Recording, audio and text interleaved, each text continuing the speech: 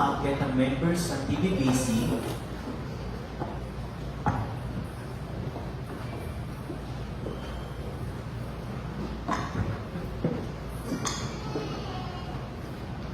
si Isay ay isang kabataang Kristiyano na nagsisimba sa The Bible Baptist Church of Caloocan. Ngunit, isa siyang hindi malagong Kristiyano. Madalas, tuwing morning service lang siya umaattend. At hindi pa nagsa-Sunday school. Nako, yari ka kay Sir Jay. At DYPC, hindi niya nais attendan. Boring daw kasi, patay ka na kay Sir Jay. At katulad ng maraming kabataan, pangarap ni Isay ang sumikat. Sumikat sa mundong ito.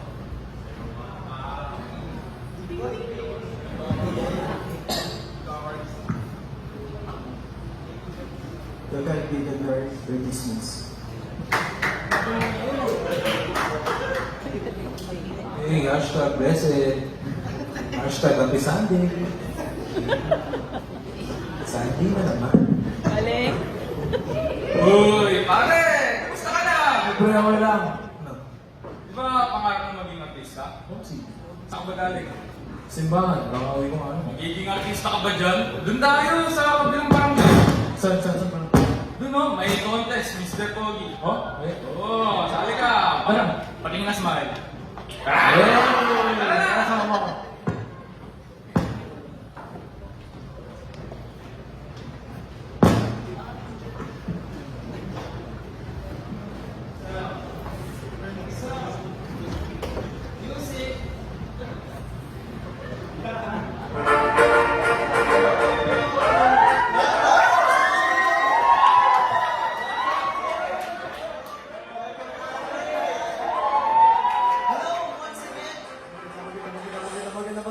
Magandang hapon sa inyo lahat!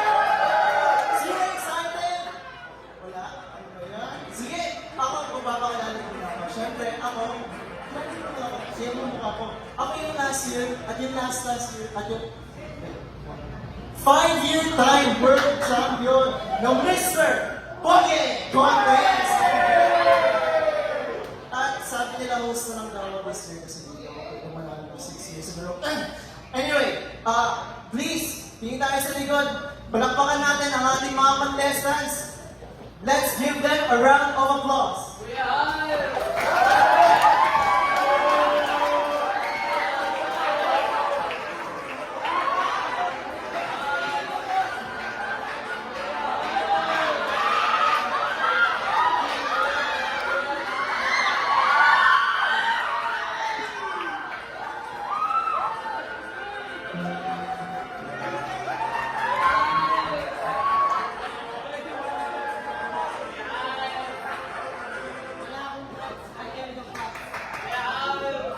Number 1 maging contest.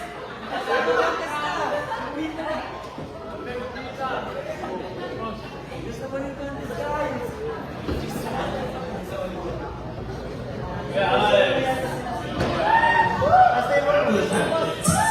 Relax. Girls. Ako lang to. As per Rosario. Hindi ko yung eyes. Hindi. Meron ako nagtulong sabihan. At naniniwala ako dito. Kung nabebenta ang kaya... Hindi kayo manan. Kung nabebenta ang kapugian, dapat mayaman ako.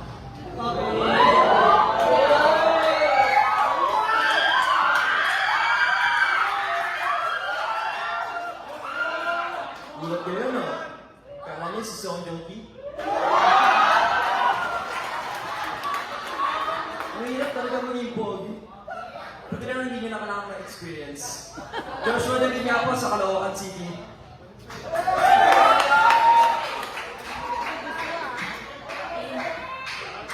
Girls, kalma lang. Kanina pa kami kalmado. Sabi kalma lang eh. Kanina pa. Sana maging pogi ka kahit isang araw. Kasi ang hirap pag araw-araw kang pogi. Nagigising ka na lang ng pangit pero pogi ka rin. Isi-entry rin nga pala ng Barangay 19, Caloocan City. And there you have it, folks. Ayan na ang ating contestant. 1, 2, 3. Sigaw niyo nga kung sino contestant ang gusto niyo manalo kayo. Mr. Pogi! I think narinig naman natin. So sige, i-announce nyo na ang winner natin for Mr. Pogi. Win! Ano ang drum roll natin? Mr. Pogi 2023.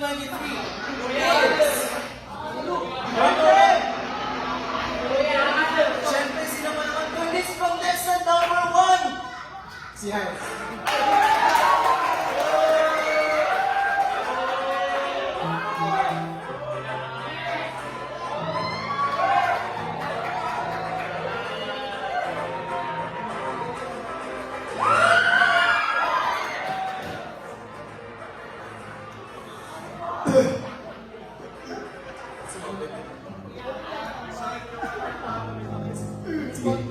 Thank you po sa lahat ng sumpo. Talo man ako. Panalo naman ako sa'yo.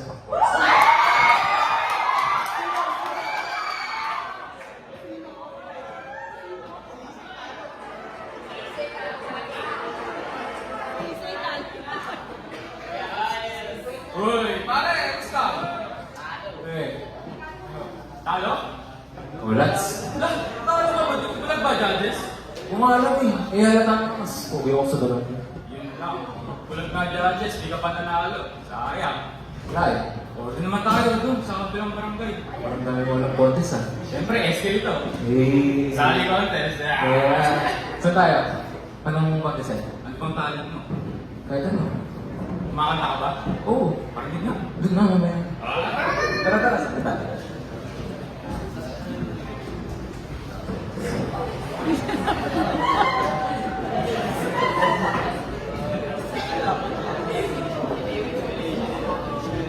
Okay, welcome everyone. I am your host, Katie Mentos. And this is the voice, isa, dalawa, tatlo, laban sa lahat. Wow! And now, let us welcome our judges, Miss Kyoshi de las Alas,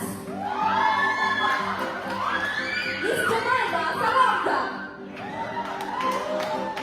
Mr. Joshua Bautista. Okay, ready na ba kayo marinig ng ating contestant? Let us call ang contestant number 1, Sophia D.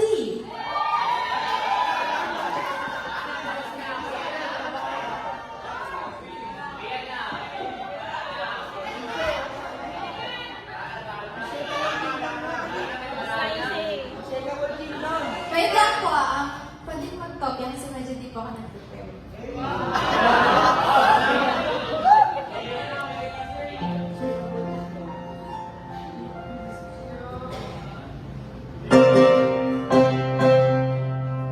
Upon this rock, I'll be my kingdom, and on this rock, forever we shall stand. And all the power of hell itself shall never prevail against it. For sin is strong and built on sinking sand. Upon this rock, I'll build my kingdom, and on this rock, forever and ever we shall stand. The power of hell itself shall never more prevail against it. Tell them we are sinking sand.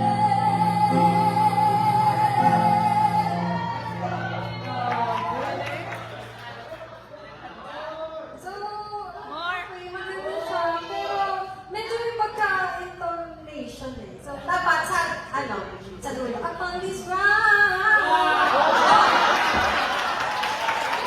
Okay, fine. Thank you very much. Hey, thank you, Sophie, for a wonderful performance. And now, let us call the contestant number 2, Angel de la Cruz.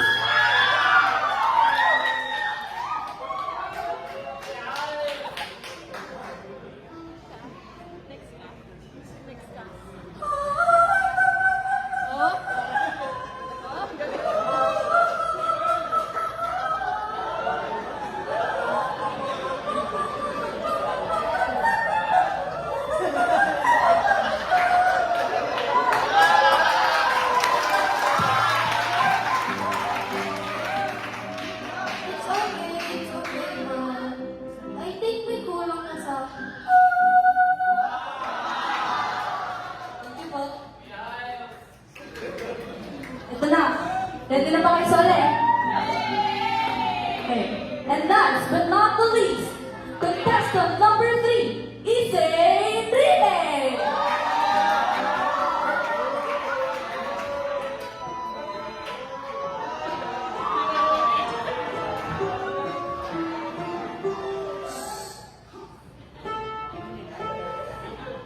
I love you. You love me. We're a happy family. Ano next? With a bird? Can I kiss you me too? Won't you say you love me too? My turn. Yung sabi ko lang, parang kulang sa baba ng boses. Hindi naman masyadong baba, yung baba lang. Tapos ano, parang kasi ako yung mataas, ano mo yan? Wala na mataas eh. So, yun ang masasabi sa'yo. Sige po. Okay, napakagaling ng ating mga contestants. Wala pa kayong mga kamay? Ayan. At syempre, sasabihin ko na ang nanalo sa The Voice isa, tatlo, laban sa lahat. Okay. And the winner is contestant number 2, Ahmed de la Cruz!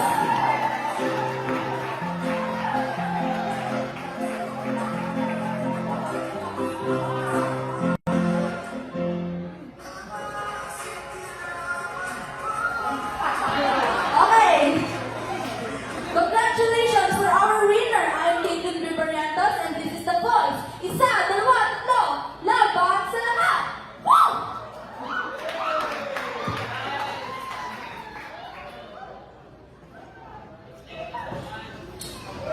Bayan? Talo na naman. Talo na si Mr. Pogo. Talo na sa singing contest. Ganda pa naman ang boses ko. Lahat na lang ng para sumikat. Ito mga ito. Tol, napapakit na rin ako sa'yo eh. Ano?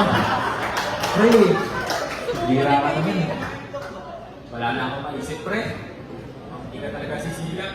Hindi yan. Oh, ito, last na to. Oh, Lagi naman. grabe. Pagdating ko mga.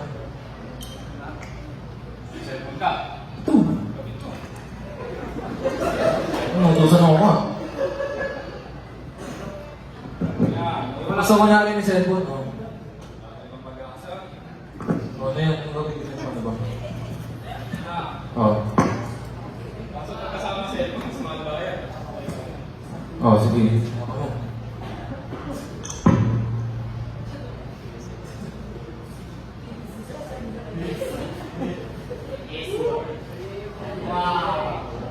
Ano sa atin? Ito ano sa atin?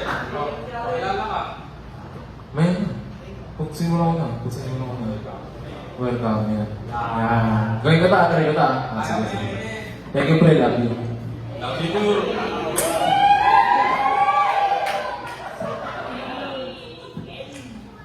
Yun.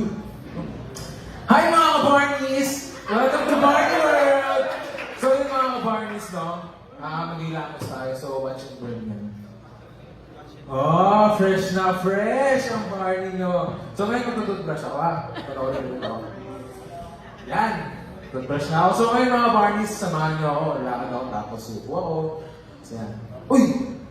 Barneys! Ito pala yung bro ko. May ganap ko. Nahihiya ako eh. Parang hindi ka pa. Di ba kayo panabalang na tumami yung extra option? Sige na nga, sige na nga. Hi mga ka-Barneys! Eh, so yun, kilala niyo yung aking bro. So ngayon, ano ba pwede gawin? Ay, ito. Ano, parang-practice natin. Sabi sila. Oh, ito guys, paparang-practice natin. Ha? Tara. Doon ka sa gilid ako magsabihin. Tara, binawa 2, 3. Opo! Binawa. 1, 2, 1, 2, 3, go! It's a prank! Ay, talagang mga pa. Ang dami-dami ko naman ginagawa. Tapos nagugulo pa kayo. Gumawa din kaya kayo dito. Ay, Nanay naman, parang hindi nagulat. Eh, ito na lang, Knight. Ulitin ko tapos script natin, parang sa nakawala. Ay, script natin. kailangan magugulat. Oo. Yung paano yung mga nagulat?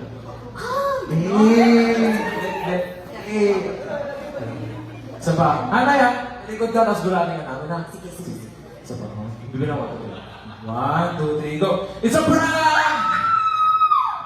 So yun guys, nagulat na si nanay, no? Nay, nagulat ka ba talaga? Oo naman siya. Ayan, nagulat na si nanay. So guys, don't forget to sa mga ride, ay tatang notification ba para lagi yung available, ha? Okay, bye guys! Bye! Galing mo talaga, Nay! Siyempre. Pwede ka sa tawag ng tanghalian. Oh, tanghalian mo. Sige, maghain ka na. Ang tagal na. Oo, sige. Basta i-upload ko muna to, ha? Para Sige. dami ko sa Alex. Sige, Nay. Ah, sige. Nay. Akala ko ba maghain? Ba't ka maghain? Ano ba naman yan? Ang hirap-hirap ng vlog. Ha? Paro na nga sa ako, tapos lahat na nagagawin ko, na-record ko pa. Kung meron ka ng in-upload to, 1 likes ko na. Bira na yan. Ha?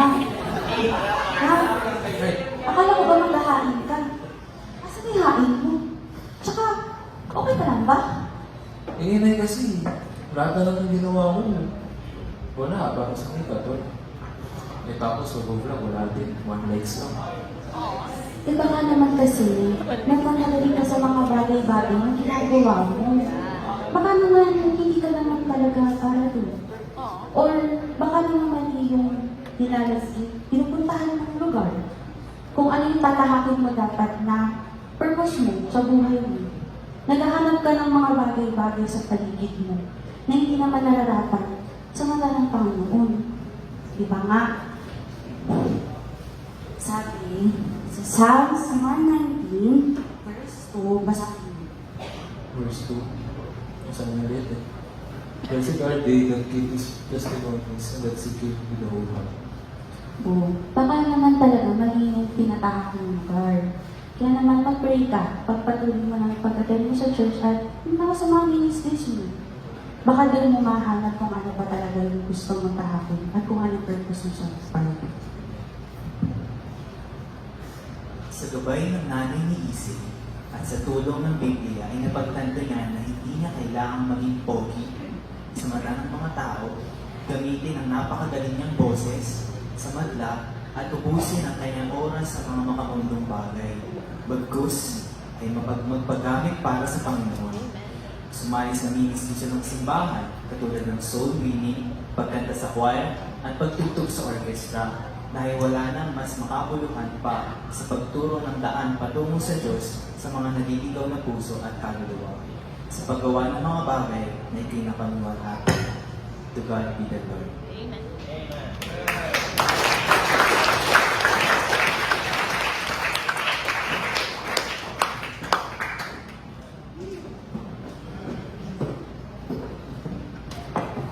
Ayun, so, dahil sa na-skip ng race runners, tayo po muli tayo lahat. Buksan mo na